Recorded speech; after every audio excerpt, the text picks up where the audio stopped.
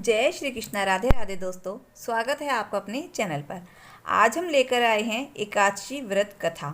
भारतीय संस्कृति में हर महीने 11वीं तिथि यानी एकादशी को व्रत किया जाता है। यह तिथि बहुत ही पवित्र मानी गई है और जो अब पितृपक्ष में ये इंदिरा एकादशी पड़ रही है, यह तो सबसे ज़्यादा पवित्र है। तो आज सुनेंगे हम इंदिरा एकादशी की व्रत कथा। धर्मराज युधिष्ठिर कहने लगे कि भगवान, आश्विन कृष्ण पक्ष की एकादशी का क्या नाम है, उसकी विधि और फल क्या है, सो कृपा करके कहिए। श्री कृष्ण कहने लगे कि इस एकादशी का नाम इंदिरा एकादशी है। यह एकादशी पापों को नष्ट करने वाली तथा पितरों को अधोगति से मुक्ति दिलाने वाली है। हे राजन, ध्यान पूर्वक इसकी कथा सुनो। इसके सुनने मात्र से वाजपेयी यज्ञ का फल प्राप्त होता है। तो प्रेम से बोलो, विष्णु भगवान की जय हो। पहले सतयुग के समय में महिष्मती नाम की नगरी में इंद्रसेन नाम का एक प्रतापी राजा धर्मपूर्वक अपनी प्रजा का पालन करते हुए शासन करता था। वह राजा पुत्र पौत्र और धन धान्य से संपन्न तथा विष्णु का परम भक्त था। एक दिन जब राजा सुखपूर्वक अपनी सभा में बैठा हुआ था तो आकाश मार्ग से महर्षि नारद उतरकर उसकी सभा में आए। राजा उनको देखते ही हाथ जोड़कर खड़ा हो गया और विधि पूर्वक आसन व अधर्य दिया। सुख से बैठकर मुनि ने राजा से पूछा कि हे राजन, आपके सातों अंग कुशल पूर्वक तो हैं। तुम्हारी बुद्धि धर्म में और तुम्हारा मन विष्णु भक्ति में तो रहता है। देव ऋषि नारद की ऐसी बात सुनकर राजा ने कहा, हे महर्षि, आपकी कृपा से मेरे राज्य में सब कुछ कुशल पूर्वक है तथा मेरे यहाँ यज्ञ कर्म आदि सुकृत हो रहे हैं। आप कृपा करके अपने आगमन का कारण कहिए। तब ऋषि कहने लगे कि राजन, आप आश्चर्य देने वाले मेरे वचनों को सुनो। मैं एक समय ब्रह्मलोक से यमलोक को गया। वहाँ श्रद्धापूर्वक यमराज से पूजित होकर मैंने धर्मशील और सत्यवान धर्मराज की प्रशंसा की। उसी यमराज की सभा में महान ज्ञानी और धर्मात्मा तुम्हारे पिता को एकादशी का व्रत भंग होने के कारण देखा। उन्होंने जो संदेशा दिया है सो मैं तुमसे कहता हूँ। उन्होंने कहा है कि पूर्व जन्म में कोई विघ्न हो जाने के कारण मैं यमराज के निकट रह रहा हूँ। सो हे पुत्र, यदि तुम आश्विन कृष्णा इंदिरा एकादशी का व्रत मेरे निमित्त करो तो मुझको स्वर्ग की प्राप्ति हो सकती है। तब राजा कहने लगा कि हे महर्षि, आप इस व्रत की विधि मुझसे कहिए। तब नारद जी कहने लगे कि हे राजन, आश्विन माह की कृष्ण पक्ष की दशमी के दिन प्रातःकाल श्रद्धापूर्वक स्नान आदि से निवृत्त होकर पुनः दोपहर को भी नदी आदि में जाकर स्नान करें। फिर श्रद्धापूर्वक पितरों का श्राद्ध करें और एक बार भोजन करें तथा भूमि में शयन करें। प्रातःकाल होने पर एकादशी के दिन दातून आदि करके स्नान करें। फिर व्रत के नियमों को भक्तिपूर्वक ग्रहण करता हुआ प्रतिज्ञा करें कि मैं आज संपूर्ण भोगों को त्याग कर निराहार एकादशी का व्रत करूँगा। हे अच्युत, हे पुंडरीकाक्ष, मैं आपकी शरण हूँ, आप मेरी रक्षा करना। इस प्रकार नियम पूर्वक शालिग्राम की मूर्ति के आगे विधि पूर्वक श्राद्ध कर योग्य ब्राह्मणों को फलाहार का भोजन करावें और दक्षिणा देवें। पितरों के श्राद्ध से जो बच जाए उसको सूंघकर गौ को दें तथा धूप दीप गंध पुष्प नैवेद्य आदि सब सामग्री से हरिकेश भगवान का पूजन करें। रात में भगवान के निकट जागरण करें। इसके पश्चात द्वादशी के दिन प्रातःकाल होने पर भगवान का पूजन करके ब्राह्मणों को भोजन करावें। भाई बंधुओं, स्त्री और पुत्र सहित आप भी मौन होकर भोजन करें। नारद जी कहने लगे कि हे राजन, इस विधि से यदि तुम आलस्य रहित होकर इस एकादशी के व्रत को करोगे तो तुम्हारे पिता अवश्य ही स्वर्गलोक को जाएंगे। इस प्रकार उपदेश देकर नारद जी अंतर्ध्यान हो गए। नारद जी के कथनानुसार राजा द्वारा अपने बांधवों तथा दासों सहित व्रत करने से आकाश से पुष्प वर्षा हुई और उस राजा का पिता गरुड़ पर चढ़कर विष्णु लोक को गया। राजा इंद्रसेन भी एकादशी के व्रत के प्रभाव से निष्कंटक राज करके अंत समय में अपने पुत्र को सिंहासन पर बैठाकर स्वर्गलोक को गया। हे युधिष्ठिर, यह इंदिरा एकादशी के व्रत का महात्म्य है। मैंने तुमसे कहा है, इसके पढ़ने या सुनने से मनुष्य सब पापों से छूट जाते हैं और सब प्रकार के भोगों को भोग कर बैकुंठ को प्राप्त होते हैं। तो प्रेम से बोलो, विष्णु भगवान की जय हो। अब हम आपको सुनाएंगे पितृपक्ष में सुनी जाने वाली पितरों की कृपा की कहानी। क्योंकि पितृपक्ष में इस कहानी को एकादशी के दिन जरूर सुननी चाहिए। तो ये है जोगे और भोगे की कहानी। प्राचीन काल में दो भाई रहते थे, जोगी और भोगी। दोनों अलग अलग रहते थे। जोगी धनी था और भोगी निर्धन था। दोनों में आपस में बड़ा ही प्रेम था। जोगी की पत्नी को धन का बड़ा अभिमान था, किंतु भोगी की पत्नी बड़ी ही सरल हृदय वाली थी। श्राद्ध पक्ष आया। जोगी की पत्नी ने जोगी से पितरों का श्राद्ध करने के लिए कहा, तो जोगी इसे व्यर्थ का कार्य समझकर टालने की चेष्टा करने लगा। किंतु उसकी पत्नी समझती थी कि यदि हम ऐसा नहीं करेंगे तो लोग बातें बनाएंगे। फिर उसे अपने मायके वालों को दावत पर भी बुलाना था और अपनी शान दिखाने के लिए उसे वह उचित अवसर लगा। अतः वह बोली, आप शायद मेरी परेशानी की वजह से ऐसा कह रहे हैं, किंतु इसमें मुझे कोई भी परेशानी नहीं होगी। मैं भोगी की पत्नी को बुला लूँगी, हम दोनों मिलकर सारा काम कर लेंगे। फिर उसने जोगी को अपने पीहर न्योता देने के लिए भेज दिया। दूसरे दिन उसके बुलाने पर भोगी की पत्नी सुबह सवेरे आकर काम में जुट गई। उसने रसोई तैयार की, अनेक पकवान बनाए, फिर सभी काम निपटाकर अपने घर आ गई। आखिर उसे भी तो पितरों का श्राद्ध तर्पण करना था। इस पर जोगी की पत्नी ने ना तो उसे रोका और ना ही वो रुकी। शीघ्र ही दोपहर हो गई। पितर भूमि पर उतरे। जो जोगी भोगी के पितर थे वो पहले जोगी के यहाँ गए, तो क्या देखते हैं, उसके ससुराल वाले वहाँ भोजन पर पहले ही जुटे हुए थे। निराश होकर वह भोगी के यहाँ गए, लेकिन वहाँ क्या था, मात्र पितरों के नाम पर अग्यारी दे दी गई थी। पितरों ने उसकी राख चाटी और भूखे ही नदी के तट पर जा पहुँचे। थोड़ी देर में सारे पितर इकट्ठे हुए और अपने अपने घर के श्राद्धों की बड़ाइयाँ करने लगे। जोगी भोगी के पितरों ने भी अपनी आप बीती सुनाई और फिर वे सोचने लगे कि अगर भोगी भी समर्थ होता तो शायद उन्हें भूखा न रहना पड़ता, मगर भोगी के घर तो 2 वक्त खाने की रोटी भी नहीं है। यही सब सोचकर उन्हें भोगी पर दया आ गई। अचानक से वह नाच नाच कर गाने लगे कि भोगी के घर धन हो जाए, भोगी के घर धन हो जाए। इधर सांझ होने को हुई। भोगी के बच्चों को कुछ भी खाने को नहीं मिला था। उन्होंने माँ से कहा, माँ भूख लगी है।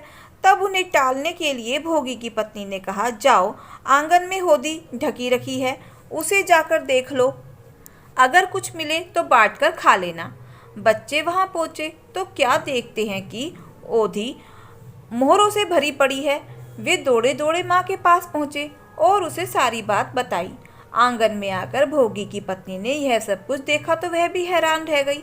इस पर भोगी भी धनी हो गया, पर धन पाकर वह घमंडी नहीं हुआ। दूसरे साल श्राद्ध पक्ष आया। श्राद्ध के दिन भोगी की पत्नी ने 36 प्रकार के व्यंजन बनाए, ब्राह्मणों को बुलाया और श्राद्ध किया, भोजन कराया, दक्षिणा दी। जेठ जेठानी को भी सोने चांदी के बर्तनों में भोजन कराया। इससे पितृ बड़े ही प्रसन्न और तृप्त हुए और उन्हें आशीर्वाद देकर प्रस्थान किया। तो प्रेम से बोलो, पितर महाराज की जय हो। अब हम आपको सुनाएंगे कि सीता माता ने पितृपक्ष में किस तरह से पिंडदान किया और राजा दशरथ ने उसे कैसे स्वीकार किया।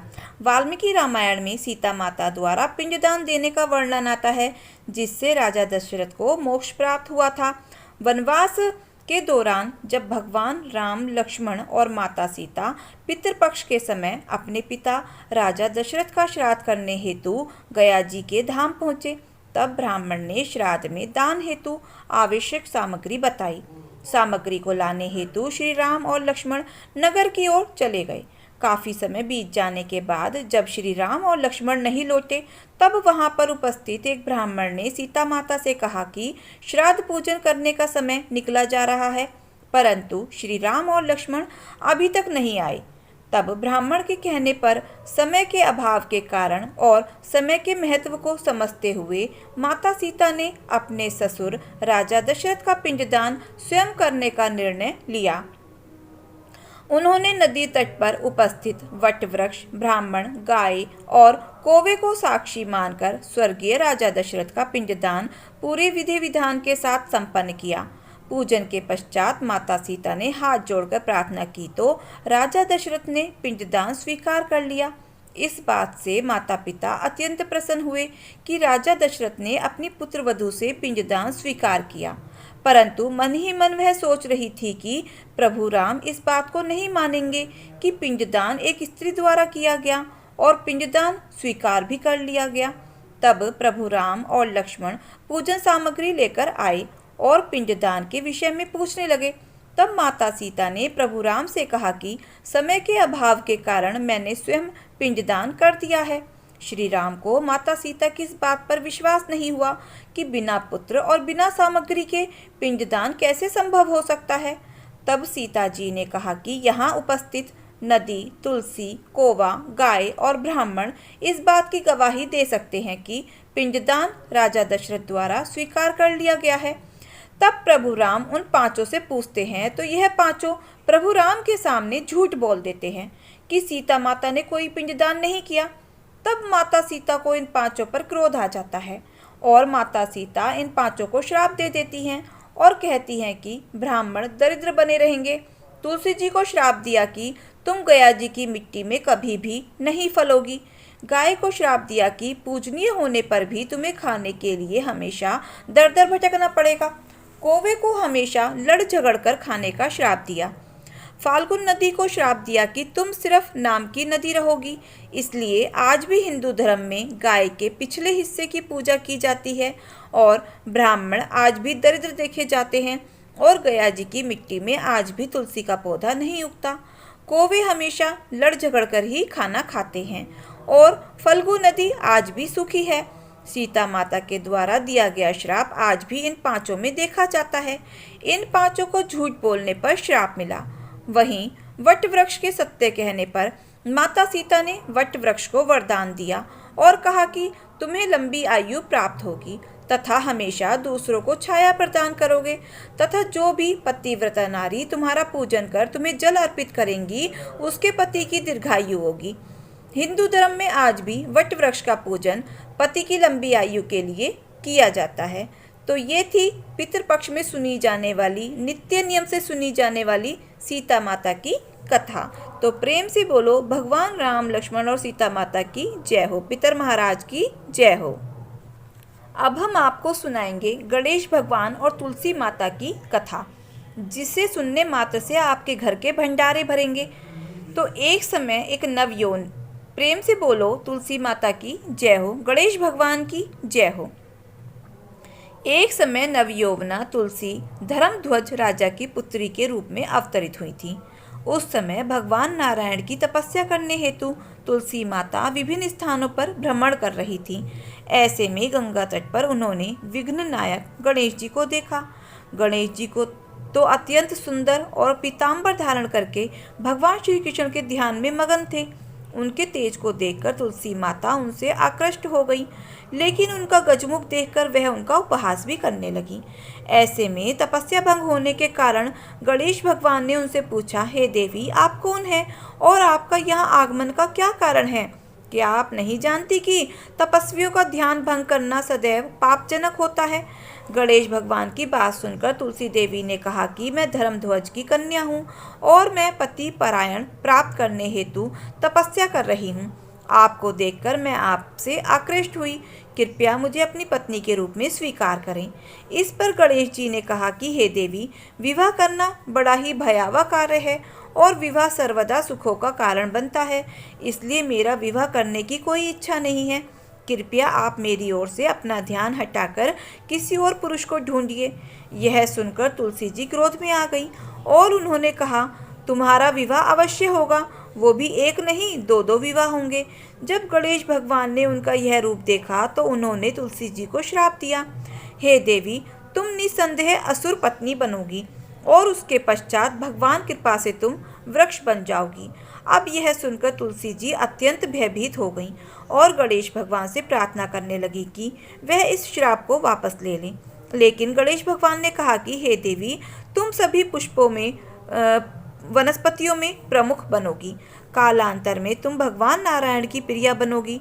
तुम्हारे द्वारा किया गया पूजन मनुष्यों के लिए सदैव लाभकारी होगा।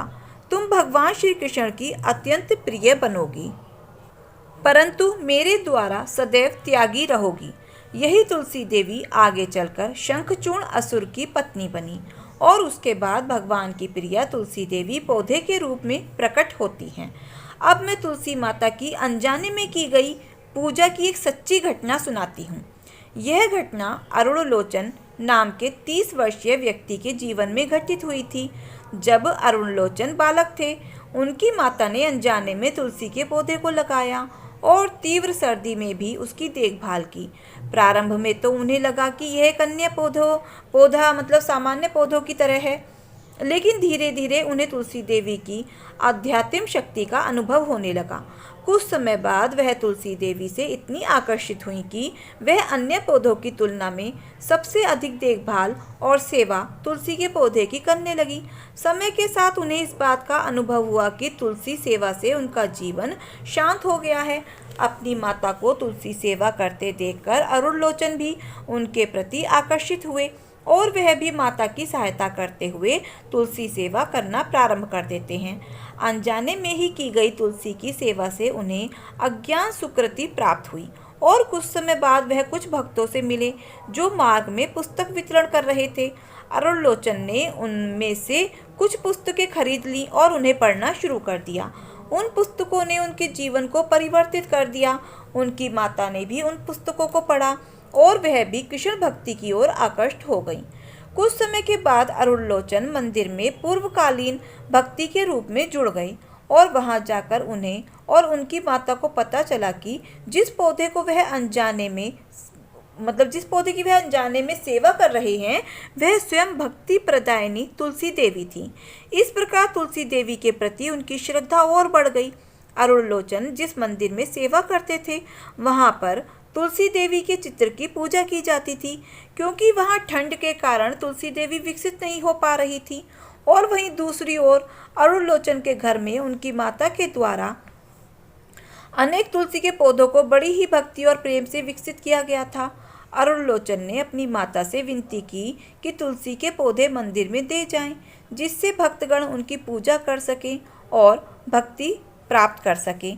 अरुणलोचन की माता ने ना चाहते हुए भी तुलसी के पौधों को मंदिर में अर्पित कर दिया और आज भी वहां तुलसी देवी की सभी भक्तों द्वारा सेवा और पूजा हो रही है। अब तो आप समझ ही गए होंगे कि तुलसी का पौधा साधारण पौधा नहीं है, अपितु इनकी पूजा करने से, इनकी कथा सुनने से आध्यात्मिक ज्ञान की प्राप्ति होती है। तो प्रेम से बोलो तुलसी माता और गणेश भगवान की जय हो। तो दोस्तों, अगर आपको हमारी इंदिरा एकादशी से जुड़ी और पितृपक्ष से जुड़ी सभी कहानी अच्छी लगी हो तो प्लीज़ वीडियो को लाइक, शेयर और सब्सक्राइब अवश्य करना। मिलते हैं फिर नई कथा कहानी के साथ। धन्यवाद। प्रेम से बोलो विष्णु भगवान की जय हो।